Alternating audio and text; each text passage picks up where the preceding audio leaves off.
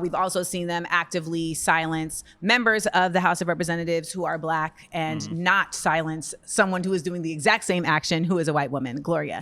Shout out to the Justins. You are right, actually, on this aspect. I did actually remember a time where 2 Black Democrats, I believe, were actually not allowed to speak. And that was interesting. And I found that really insane, considering they're representatives of the state. Yeah.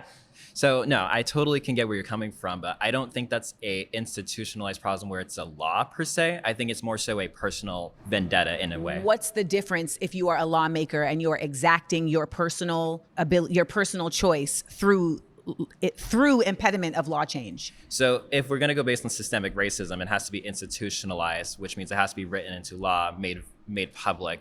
When it comes to that aspect, that's not necessarily made public by law. That's made public by choice and actual discrimination by person. So I can give you an example in Tennessee. Okay.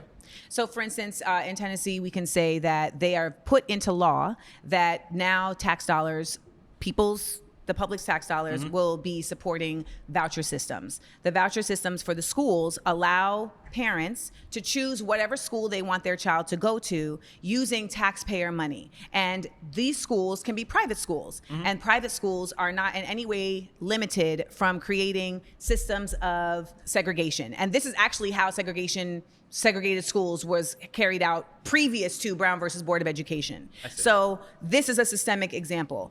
We also can acknowledge that systemic examples come from not always it being written into law. And I think that is a real straw man argument for the way that a lot of colorblind racism is carried out in the United States. And what happens when we do that is we ignore the fact that most of the people making the laws are not gonna put their racism on the books. Oh, that's true.